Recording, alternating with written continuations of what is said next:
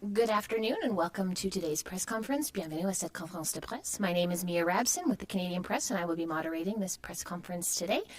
We have with us four ministers. Eleanor Olszewski, the Minister of Emergency Management, Tim Hodgson, the Minister of Energy and Natural Resources, Mandy Galmasti, the Minister of Indigenous Services, and Julie DeBrusin, the Minister of Environment and Climate Change. I believe they all have a short statement and then we will start to go back to questions. Thank you so much. Go ahead.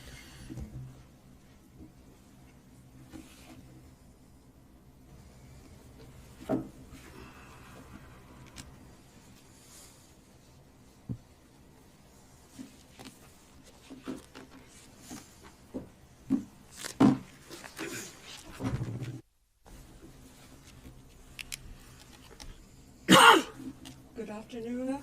Bon après-midi tout le monde. Good afternoon, As everyone. we've seen over the past weeks, wildfire season in Canada begins earlier and it accelerates more quickly than we've historically been used to. Wildfires are a real danger to communities across the country, and as we speak today, there are thousands of Canadians displaced from their homes due to fires. I want to take a moment to firstly acknowledge Sue and Richard Knoll, who unfortunately passed away after being trapped in a wildfire. I want to extend my deepest condolences to their families and friends. Wildfires, unfortunately, are becoming a part of our reality across the country. But the first step to combating a problem is to understand it, and today I'll be briefly talking about the wildfire season for 2025, informed by the best information that we have available. Wildfires are unfortunately part of our reality across the country. But the first stage in fighting against the problem is understanding it. Today, we're going to present to you our predictions for the 2025 wildfire season based on the latest information that's available. My cabinet colleagues, Minister Hodgson, Minister DeBrusin, and Minister Galmasti, and they'll be sharing remarks. And I want to thank them in advance for their and their department's assistance in managing wildfires across the country. I want to say, too, that my heart is with the communities, families, and individuals affected by these wildfires. And please know that Canadians across the country are standing with you. I know you're scared, and you're facing fear, and you're facing uncertainty. And I want to assure you that our government will continue to do everything that we can to help. I want to speak directly to first responders. Your courage and your dedication do not go unnoticed. Every single time you put yourself in harm's way to protect others, you remind us what public service truly means. We are deeply grateful for everything that you do. So I'll now take just a brief opportunity to provide you with an overview about the current situation across the country. As of today, the National Wildlife Preparedness is at level 5, and that means firefighters and equipment in every jurisdiction across the country are in use. There are 225 active fires across Canada, including 121 of which are out of control. 241 international firefighters have been mobilized in Canada, and all 5 of our humanitarian workforce NGOs have been activated. Every wildfire, I want to reassure Canadians, is being responded to as appropriate, primarily by local and provincial authorities. These partners are the ones on the front lines, and their leadership is absolutely essential. They know their communities, and they know the needs of their communities best. Our role at the federal level is to support their efforts when asked, and to move quickly when these calls come in. I'm in close contact with my provincial and territorial counterparts, and have shared this wildfire forecast with each of them as well. We'll be meeting soon to ensure that we continue to cooperatively respond to wildfires in the best way possible across the country. And rest assured, that the federal government will always be there to respond and to assist if our help is requested. And that's exactly what we did on the night of May 28th. So late in the evening, we received 2 urgent requests from the government of Manitoba for assistance in air evacuations from Cross Lake and Matthias Colum Cree Nation. Within hours, our officials were coordinating the response. The Government Operations Centre worked closely with the Canadian Armed Forces, the Coast Guard, Public Health Agency of Canada, Indigenous Services Canada, and other federal and provincial partners to get help where it was needed. I'm pleased to report, and I know you know this, that those evacuations were successful. They were completed by June 3rd with no loss to life or limb, thanks to the swift action of first responders, the Canadian Armed Forces, and everyone else involved in that evacuation effort. More recently, we approved a request for federal assistance for the community of Sandy Lake First Nation in Ontario. That was on June 7th, and as of today, I've been advised that that evacuation is complete. And again, I want to thank everyone who worked around the clock to get people to safety. The cities of Kapuskasing, Cornwall, Mississauga, and Thunder Bay are serving as host communities for those evacuees. And thank you so much to the good people of those communities. You know, it's true that Canadians always step up in times of crisis, and this year is no exception. It is really amazing to see local and First Nation communities come together and help one another out in these very difficult times. In addition, last week on June 4th, I announced that the Government of Canada, along with Manitoba and Saskatchewan, will match all individual donations made to the Red Cross with respect to the wildlife appeals in those provinces. And that means every dollar given will go even further to support individuals and communities affected by wildfires. I mentioned that the federal government's humanitarian workforce, which includes NGOs, are activated across the provinces affected by wildfires, and they're doing a tremendous amount of work on the ground. I think it's important to name them and highlight the efforts that they're making to help citizens and evacuees during these trying times. So thank you very much to Team Rubicon, St. John Ambulance, the Canadian Red Cross, the Salvation Army, and Search and Rescue Volunteer Association of Canada. I also want to thank our Vancouver and Calgary heavy urban search and rescue teams because they also provided support in Manitoba and in Alberta. So while we remain focused on immediate threats, we're also looking ahead. The wildfire risk remains high in Western and Central Canada due to ongoing drought conditions and above normal temperatures. But I want Canadian communities to know this. We are monitoring the situation closely, and we are ready to act swiftly if more help is needed. And of course, response is only part of the story. In the weeks and months ahead, lots of communities will need to begin the process of rebuilding and recovery, and we will be there for that too. Through the disaster financial assistance arrangements, the federal government can help provinces and territories cover the needs for large-scale recovery efforts. We have modernized how this support's delivered, so we're placing climate resilience at the heart of disaster recovery.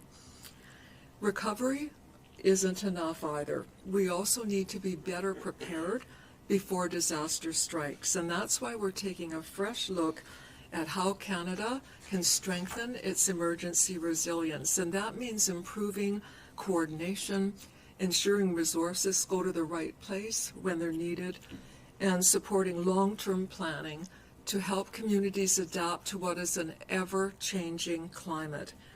We can't prevent every wildfire, but we can and must be ready to respond swiftly, effectively, and in full partnership with those who are on the front lines. That's a priority for our new government, one that the Prime Minister underscored by naming me Canada's first ever Minister for Community Resilience. And those words are important, and it means that we'll be leading efforts to help communities build up their capacity and the infrastructure they need to withstand and recover from climate-driven emergencies, not just this season, but in the years to come. This is a difficult time, and that's when Canadians show their true strength. From volunteers pitching in at shelters to provinces and territories stepping up to help one another, our strength lies in our unity of purpose and in our solidarity. C'est une période difficile. It's a difficult time, but it's also in these periods that we see the real strength of Canadians, volunteers who are helping out in shelters and provinces and territories, helping each other out. Our strength lies in our solidarity. Canadians should know this. Your federal government will always be there when needed. Thank you, merci.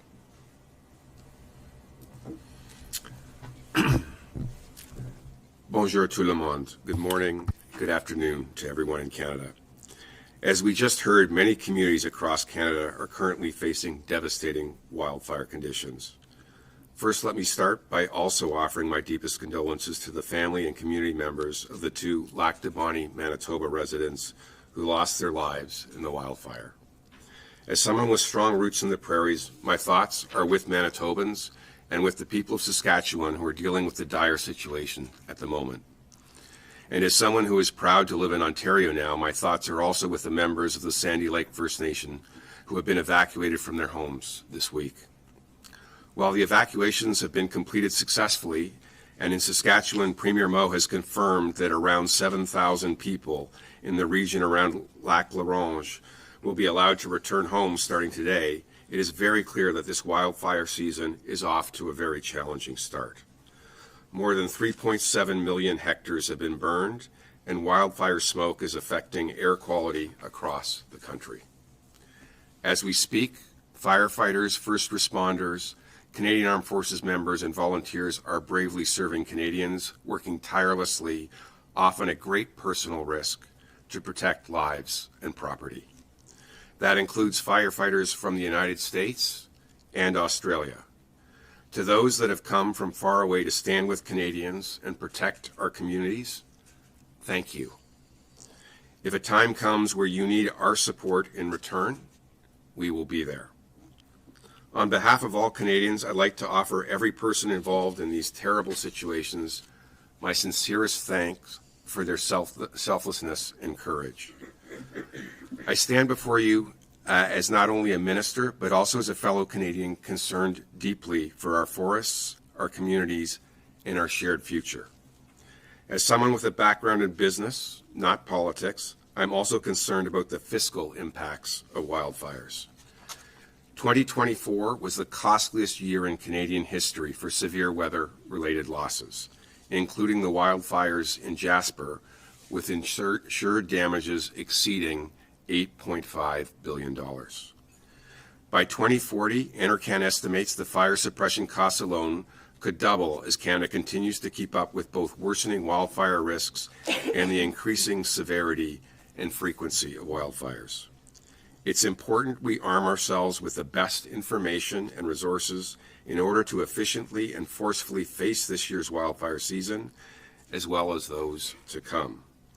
The outlook in the 2025 wildfire season indicates that wildfire risk across most of Western and Northern Canada is expected to be elevated over the coming months. While increased rainfall in the latter half of June could reduce the risk of new fires igniting, high fire risk conditions are expected to return in July and likely persist through August, as Canada is forecast to experience drought-like conditions and above normal temperatures. As Canada's new Minister of Energy and Natural Resources, I'm committed to taking action in collaboration with my colleagues here and provincial and territorial partners to help Canadians to prevent, to respond, and to recover from these devastating events, wherever and whenever they happen. Over the course of the previous government's tenure, they announced over $800 million to support wildfire resilience across the country.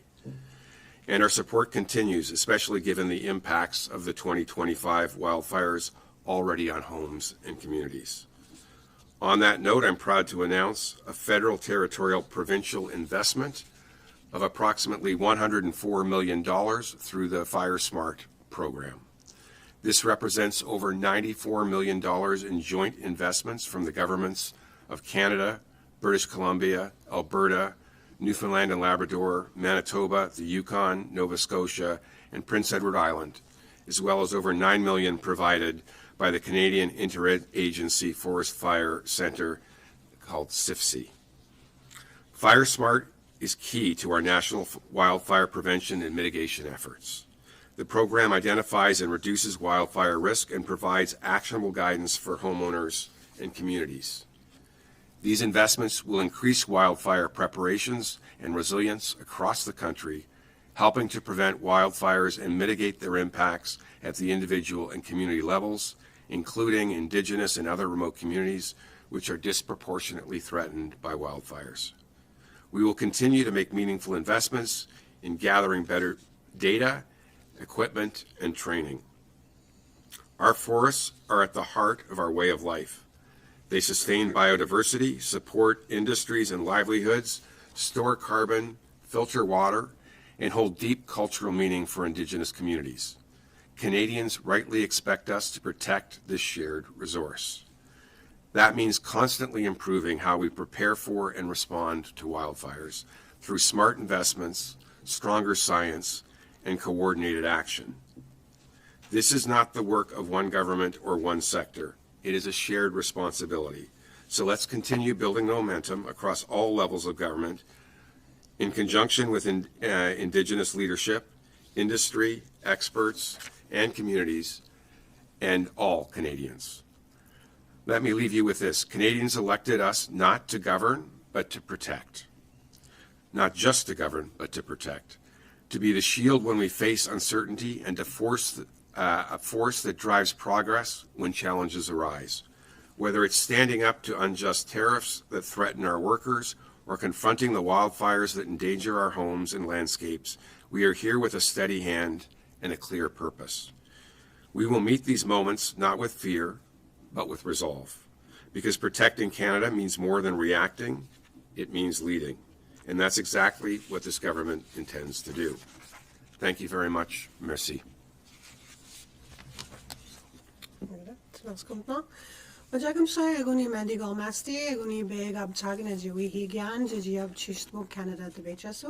Good afternoon. Thank you for coming. My name is Mandy Galmasti. I am the Minister of Indigenous Services for Government of Canada. Nishtem ge nui dan ejibet manaji wun tagnot machon nui wajemat njid wanjitska wun hadan yo wayo gashatsada. I want to also say that I acknowledge the loss of life that occurred, and I want to offer my prayers and condolences for those families that are grieving their loved ones this season.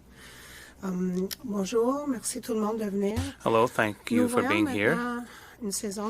We are faced with a wildfire season that has started and with fires that are out of control.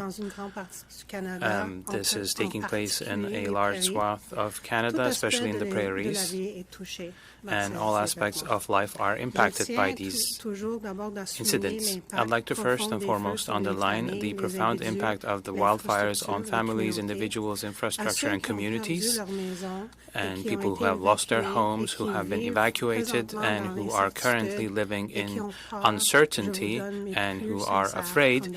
I would like to convey my most sincere condolences.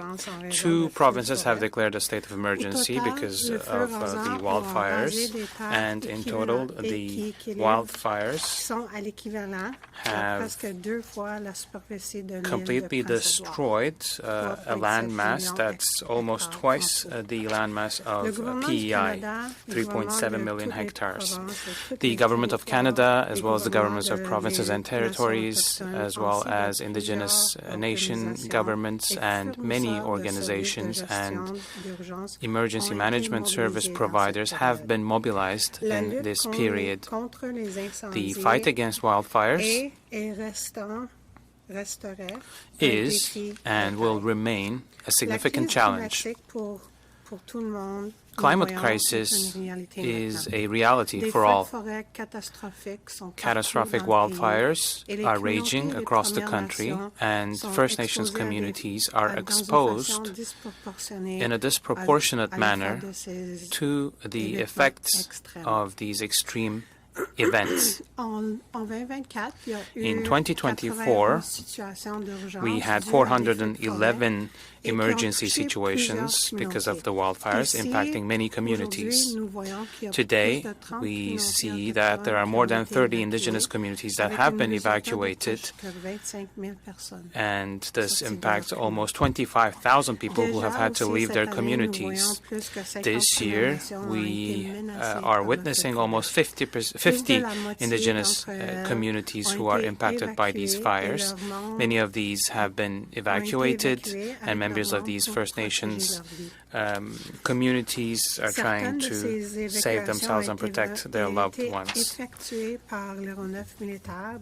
Some of these operations have been undertaken with the use of military aircraft, and my department's emergency management unit is working to help with these evacuations and help the Government of Canada evacuees. supports all 4 pillars of emergency management: mitigation, preparedness, response, and recovery to assist First Nations in accessing proper and effective emergency management services with proper cultural supports for evacuees. The Emergency Management Assistance Program in my department reimburses First Nations as well as host communities, provinces, territories, and third-party emergency management providers 100% of eligible costs incurred during these evacuations. This can include things such as accommodations, meals, and essential items like baby formula. As of June 4 this year, more than $40.3 million has been provided through this program in advanced payments directly to support on-reserve and eligible communities impacted by these devastating wildfires. We are looking to ensure that we alleviate the immediate financial burden on First Nations and that we support them directly to ensure that on-reserve and eligible communities impacted by wildfires can meet the needs of their members. In addition, our department supports over 290 full-time or part-time emergency management coordinators in First Nations communities. I want to acknowledge their hard work and all of the situations that they have faced in these critical capacities. We also want to acknowledge that First Nations organizations and leadership are at the front line of this crisis situation and are supporting their members through the evacuation process. This is incredibly challenging work, and I want to acknowledge the leadership in those capacities. We know that First Nations organizations across the country have a very personal, deep connection to their land. We also know that they are carriers of invaluable Indigenous knowledge and have cultural methodologies that can help us contribute to disaster readiness and response. We must draw further on their unique knowledge and skill set to improve emergency preparedness and response. Climate change is a reality that we are now seeing, and we must work together to reflect their knowledge in resilience planning. In addition, Indigenous Services Canada's Emergency Management Fire Smart program also provides support for wildfire preparedness, including firefighter training, fuel management, and vegetation clearing to help mitigate further risk to Indigenous communities. We must work with communities to build and reinforce capacity on all fronts.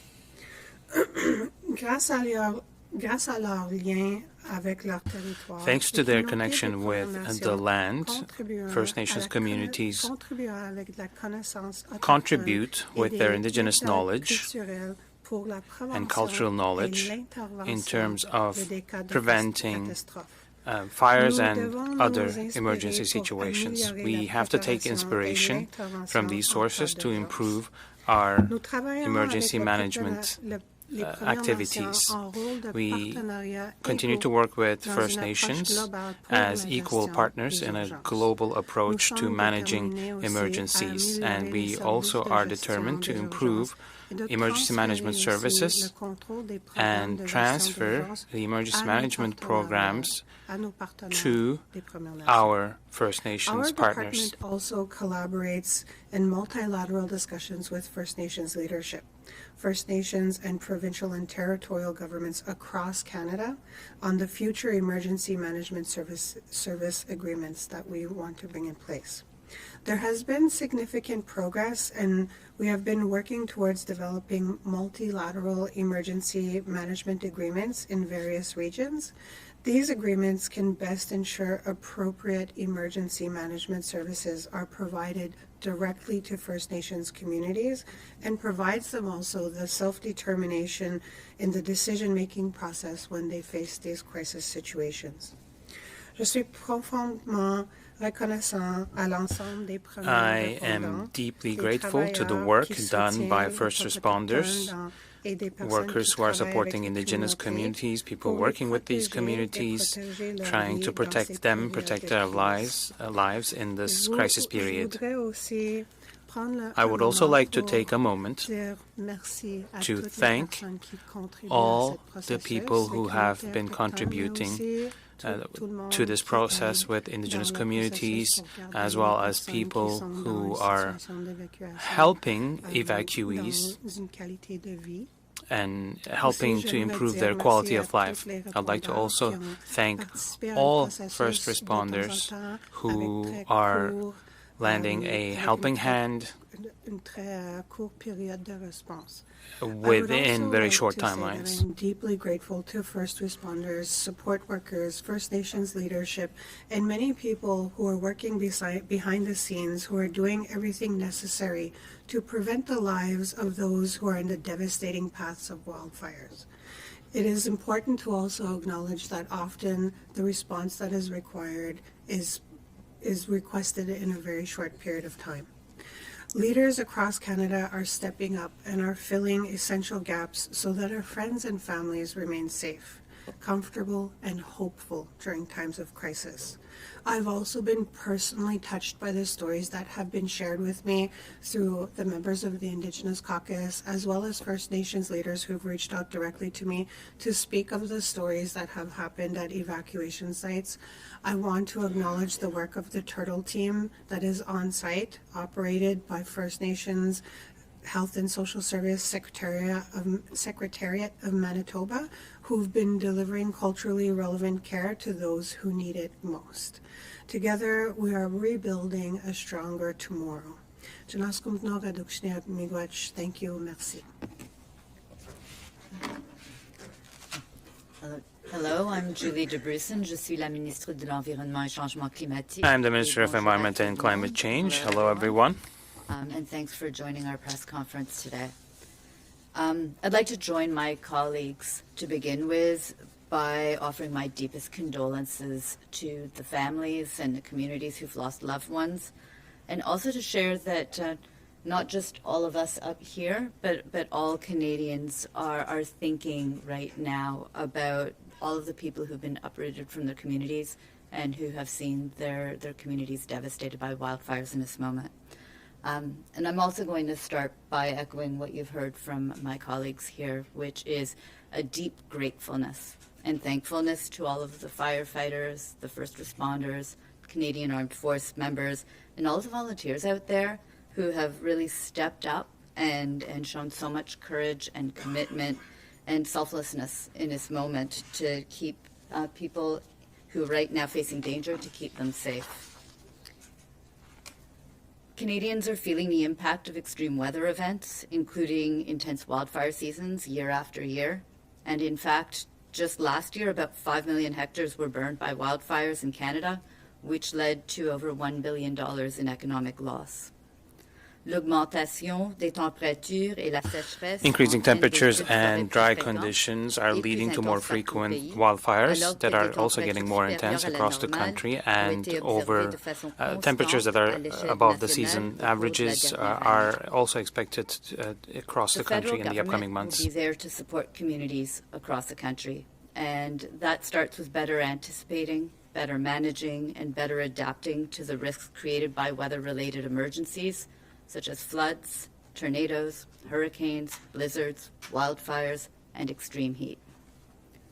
Bâtir des communautés résilientes, des infrastructures Building resilient résilientes et une communities, économie résiliente infrastructures face aux that are inondations, resilient, aux feux, and aux an vagues de economy chaleur that et aux resists tempêtes est essentiel these pour events permettre aux collectivités is de se essential défendre to contre allow les pires effets communities du to changement defend climatique. themselves against the worst impacts of climate change. Year-round, Environment and Climate Change Canada generates seasonal weather outlooks and shorter-term predictions and forecasts. Our experts and teams are ready there to support Canadians as we are already in this wildfire season. We have an extensive network of weather stations, climate models, weather prediction systems, and experts monitoring the weather day and night to share accurate updates and ensuring Canadians have the information that they need to stay safe. Notre Centre canadien des services climatiques offre Our également Climate un accès Services à des Center modèles et à also des offers projections access climatiques to climate et models nos and équipes projections, collaborent étroitement and avec our les teams are autorités working de santé, closely with les health organisations de authorities, gestion des urgences emergency et management les services, médias partout au pays. and the media across the I'm country. fully committed to working with my colleagues, with the provinces, territories, Indigenous peoples to protect our communities, fight climate change, and keep Canadians safe. We're standing together. I hope you see that today with all of us here. The Canadians are all standing together, one for one, as we face into this wildfire season. Thank you. Merci. Thank you, ministers. We will now turn to the room for questions. The opening statements were about half an hour, so we'll hope to be able to take at least that many questions. We'll start with Nick Murray from the Canadian Press. Hi, ministers. Good afternoon. Thank you for taking our questions. I'll leave it to whichever minister wants to answer this. But on the heels of the 2023 wildfire season, one of the takeaways was the need for a national emergency response agency, Canada being one of the few G7 countries without one. So now as Canada's in the thick of the second worst wildfire season on record so far, where is the government at with creating such an agency? I can tell you that the safety of Canadians is our first priority. And we will be looking at whether or not, we'll be looking at any and all options to make sure that Canadians are safe during wildfire seasons, and that absolutely includes looking at whether or not we should put in place some sort of a national wildfire strategy. And we would need to discuss that. We would want to discuss that with our provincial and territorial counterparts as well. One of the things that we want to make sure is that we don't end up spending a lot of time and effort duplicating services that are already available and that already work very well. But that said, that is something that I and my department will be looking at and examining very closely in the future. So with respect, we're 2 years past the worst wildfire record season in Canada, and we're still looking at potentially creating an agency? I'm sorry, I'm just wondering if you can further clarify. Well, we need to make sure that what we do is sensible and that we don't, as I said before, duplicate services that we already provide. And we need to make sure that we don't do things that are contrary to the things that are working very well at the present time. And just as an example, the Government Operations Center and its monitoring of wildfire events, CIFC, the Canadian Integrated Fire Center, these are organizations that work extremely well in terms of coordinating responses to wildfires and other events. As I said, though, that said, there is more that we can look at, and myself and my department will be doing that. Some of the things we could look at, for example, are whether or not we should be acquiring things like water bombers and other pieces of equipment on a national basis. And so we are committed to looking at things like that, procurement of equipment, and many other different aspects as well. And I had indicated in my remarks that I'll be meeting with my provincial and territorial counterparts in the weeks to come, and this will be part of an ongoing discussion. It has to involve all of the partners involved in emergency management. Thank you. David Thurton, CBC News. Hi, good afternoon, everyone. The G7 Sherpa said this morning that leaders in Kananaskis would be issuing a short communique on collective action to fight wildfires. So I don't know which minister would answer this question, but what is Canada hoping to come out of those G7 talks when it comes to wildfires? What is Canada hoping to see in that communique? I can tell you that one of the things that will be presented at the G7 is called the Kananaskis Wildfire Charter, and it's really Canada leading the stage through Prime Minister Carney with respect to taking steps to deal with all aspects of wildfires, including mitigation, preparedness, response, and recovery. And members of the G7 have already committed in principle to that wildfire charter. And there's not a doubt that wildfires affect us globally. And when we have a wildfire in one country, it affects the others in terms of smoke, for example. We also share equipment with other countries. We share ability to deal with wildfires with our international allies and friends. And so it's given that wildfires are global responsibility, given that they affect the other G7 nations equally, it's sensible for us to work with them and in coordination with them to develop an international agreement with respect to how wildfires are dealt with.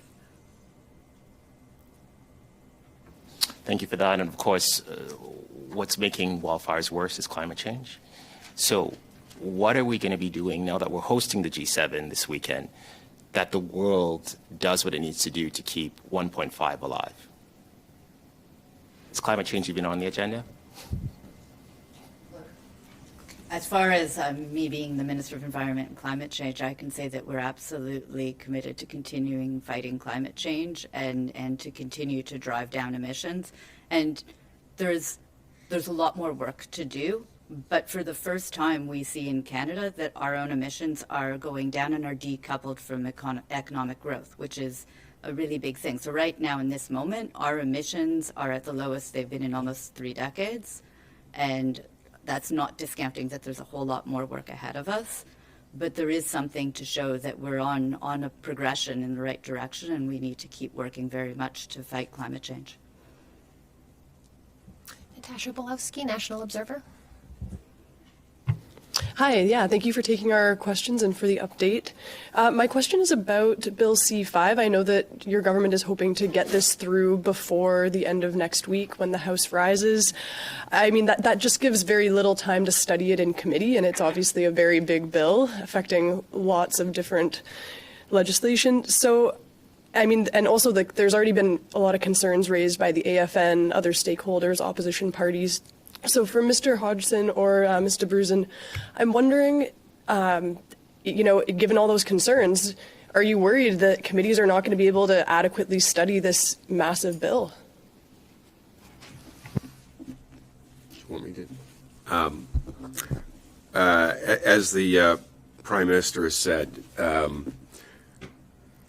we're in a very difficult situation right now. We have a trade war. We have a trade war that is affecting sector after sector after sector. Canadian jobs are at risk. Canadians' livelihoods are at risk, and quite frankly, the prosperity of the country is at risk. As the Prime Minister has said, we didn't ask for this trade war, but we need to deal with it.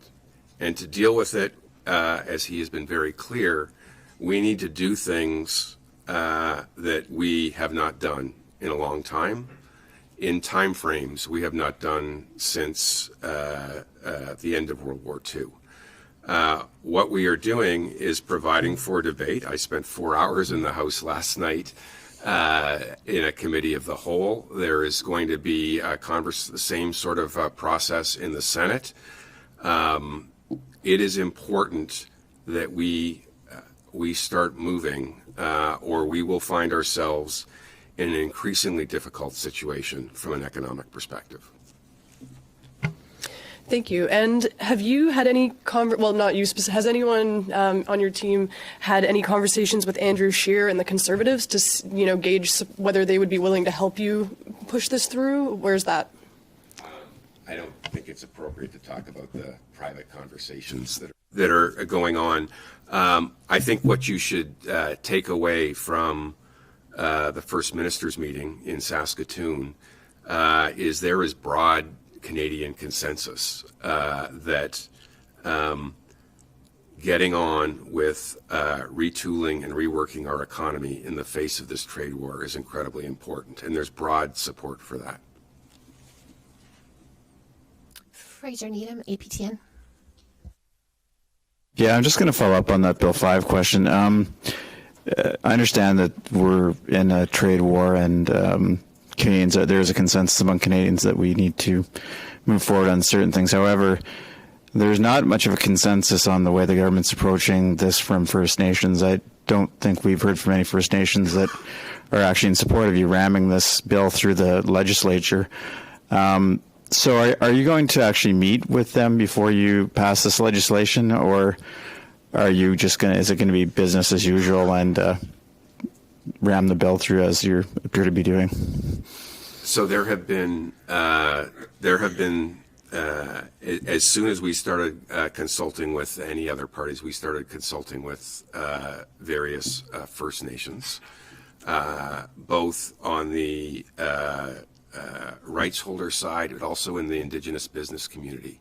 I think it's interesting to note that when we announced the bill, the First Nations Major Projects Coalition, which is a group that represents 108 First Nations that all have projects that they are interested in advancing, came out in support of the bill and thought it was a step in the right direction. As I have said, and I'll turn it over to my colleague, we are doing everything we can. We need to move with speed here. We're doing everything we can to consult. We've recognized in the legislation the charter rights of Indigenous people. We have talked about UNDRIP. We are setting up a advisory committee, a First Nations advisory committee to the Major Projects Office.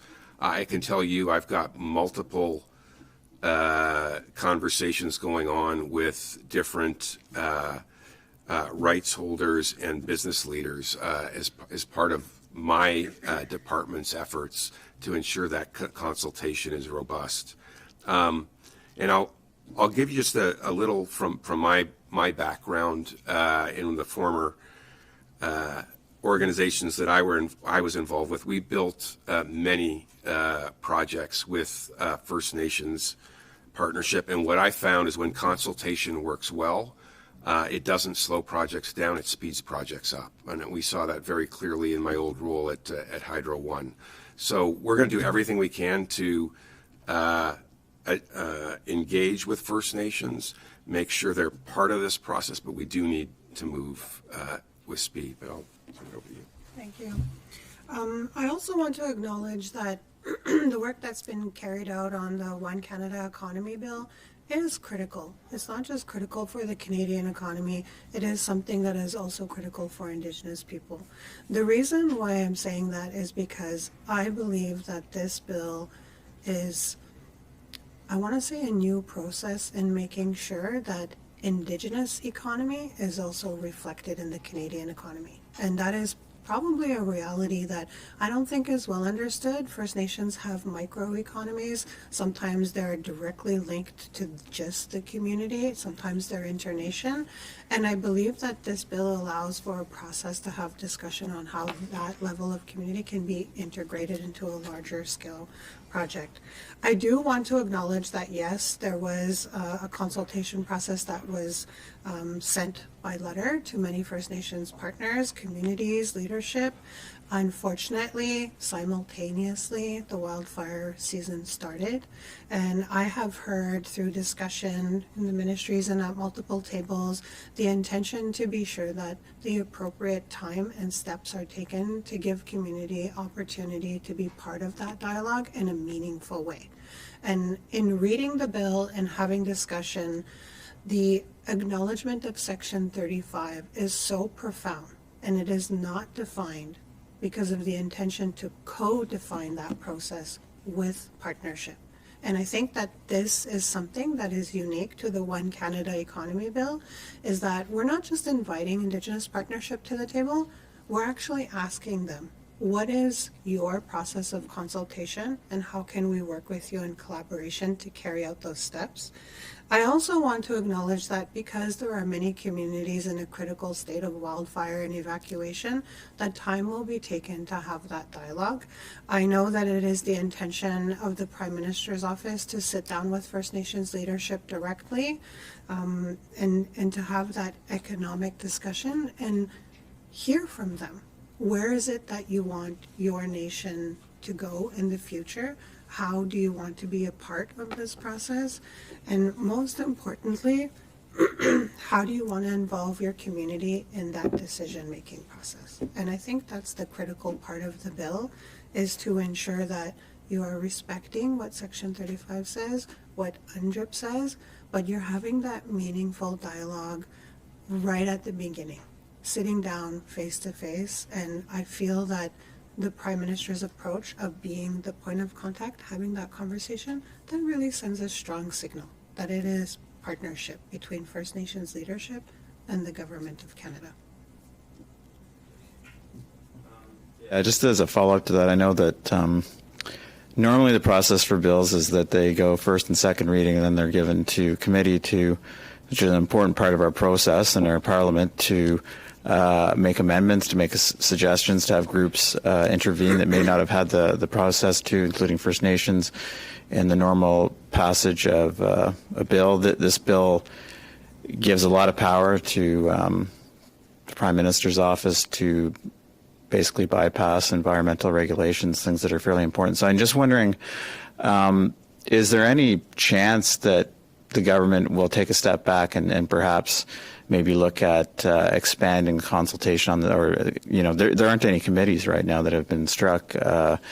Leave this to the fall and leave some time for more feedback and seeing the summer. I mean, you'll be back in the House in the fall that you could have some serious discussion on this bill, which has not happened, and maybe move to pass it sometime in the fall.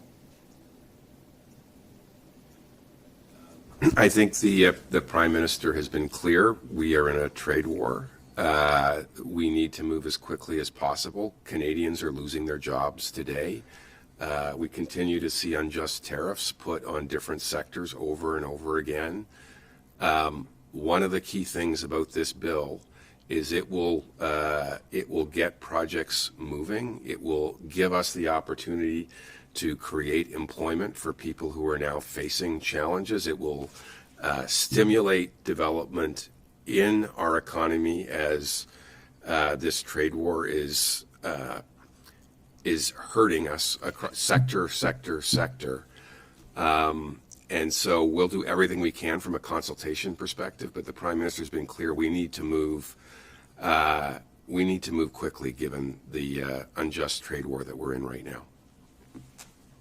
I'd also like to add on that the bill does take a new approach to project development. It also does establish the creation of two critical points of contact, which is having the new office that will be in place to manage the process, which is a one-window approach. companies would come in, organizations would come in, partnerships would come in with one point of contact, and the minister that is in charge of that process will interface with multiple ministries.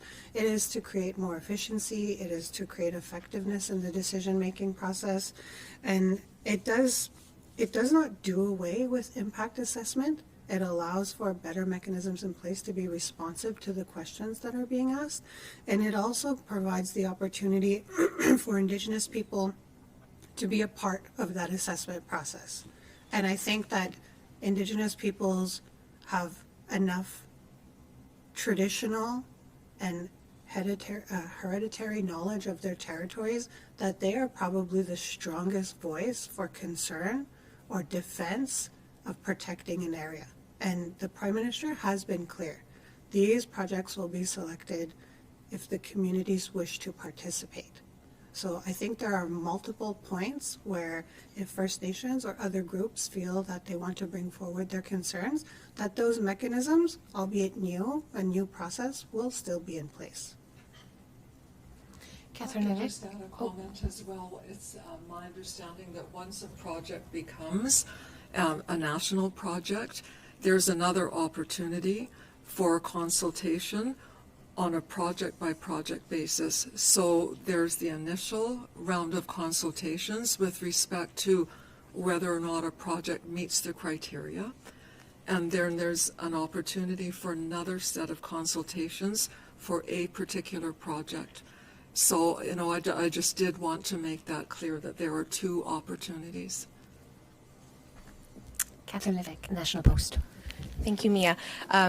Sorry, just continuing on C5 for Minister Hodgson.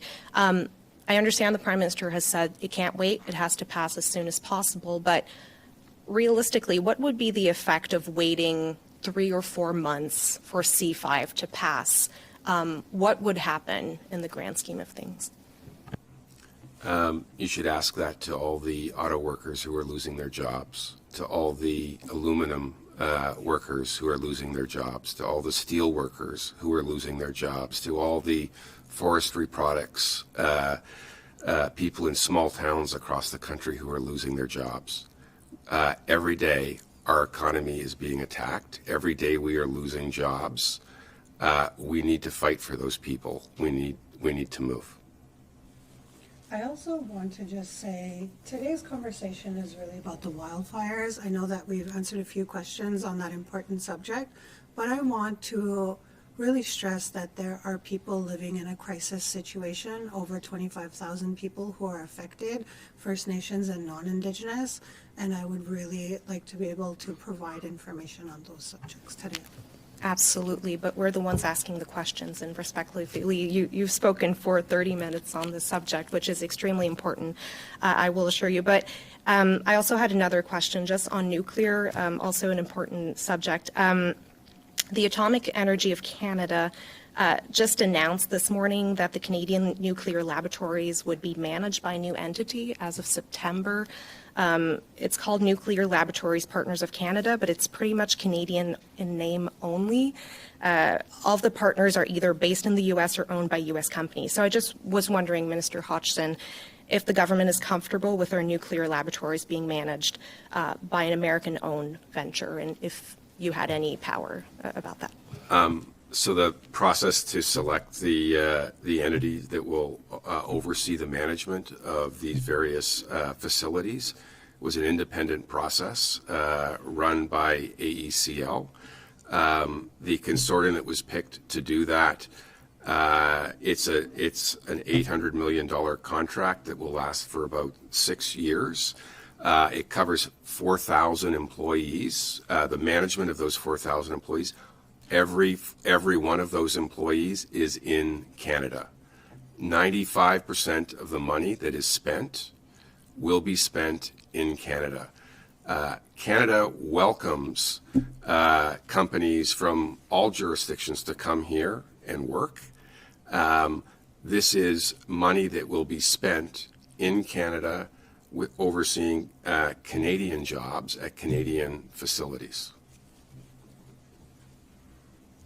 Okay, we will move online for questions. At the moment, I see one hand raised, but if you are online and want to ask a question, please use the raised hand function. We'll go to Laura Osman from The Logic. Hi, ministers. Thanks for taking our questions. My question is also about Bill C-5 for Minister Hodgson. I just was hoping you could perhaps unpack how a pipeline may qualify for this sort of nation-building status, given that there are no current proponents. Is there a path for a pipeline to be among some of these first projects that will be announced?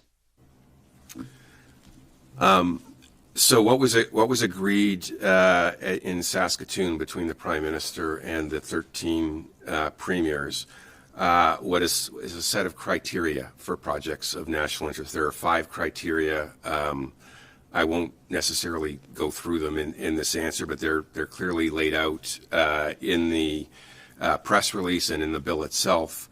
What was agreed was any projects that come forward will be assessed against that criteria.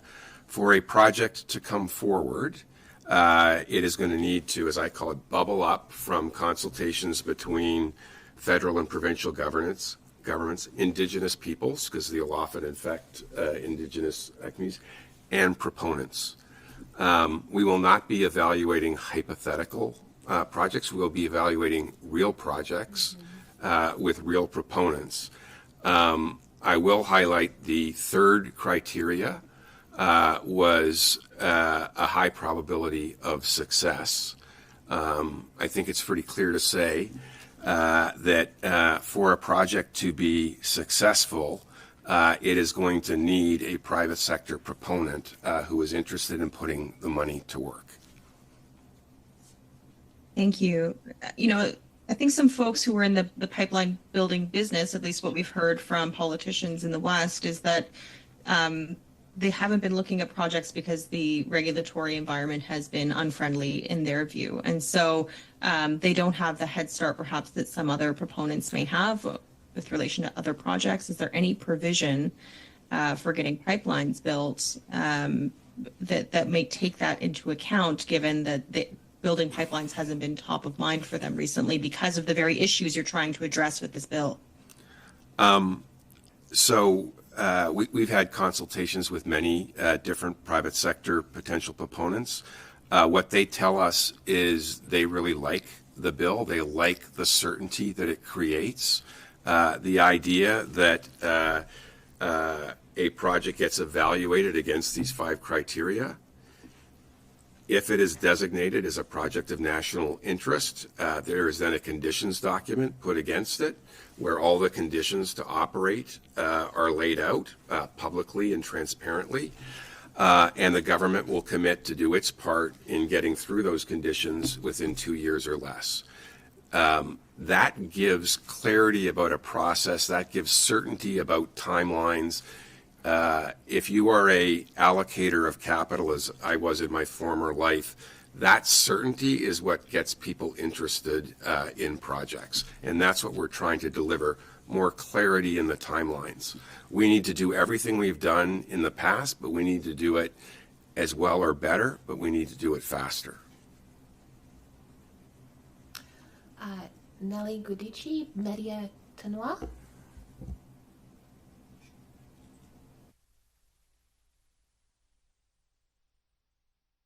Hello, do you hear me well?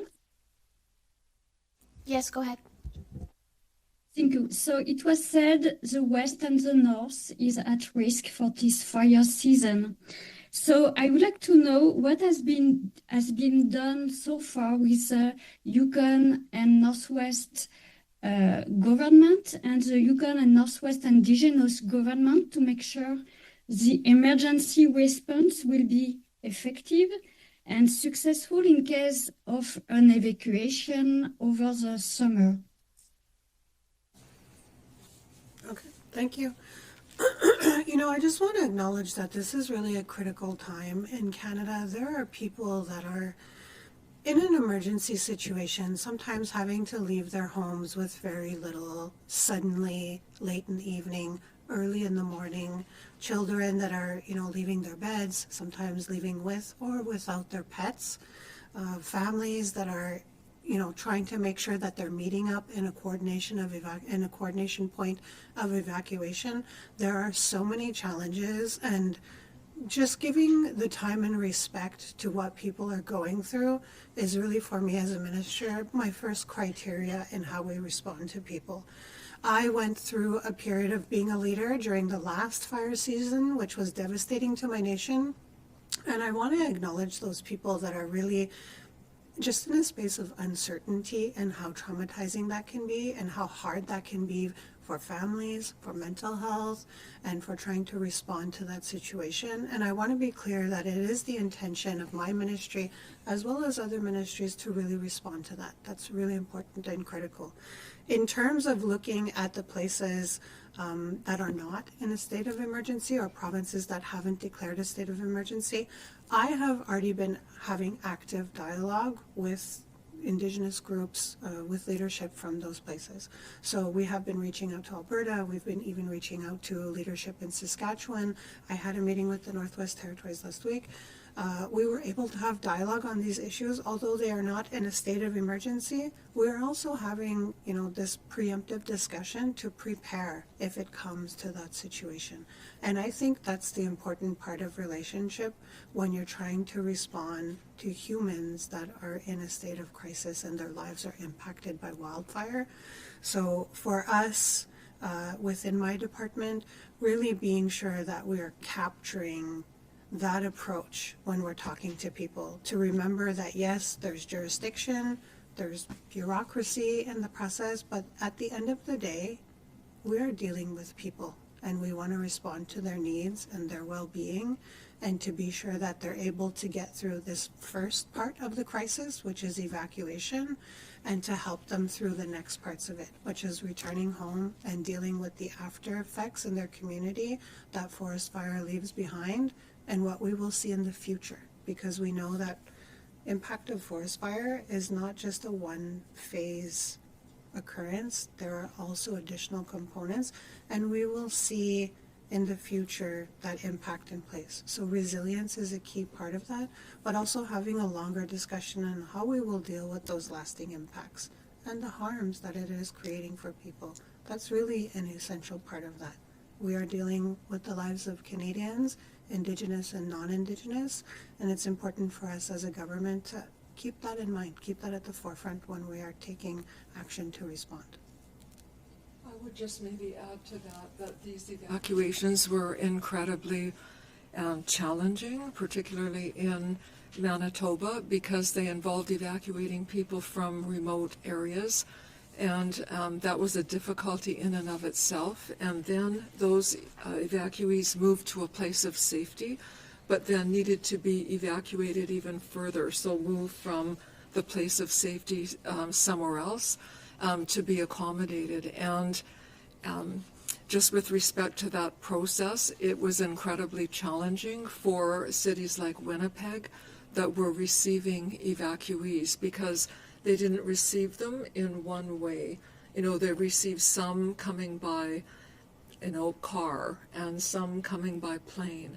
And they were coming to various different locations. And so just the effort that's required to deal with this evacuation, I would just add, from an air evacuation point of view, I don't think we've seen an evacuation of as many thousands of people as were safely evacuated so far. So again, just to stress that these are very, very challenging times, and again to commend the work of all of the people on the ground who made sure that people were evacuated to safe places and were kept safe.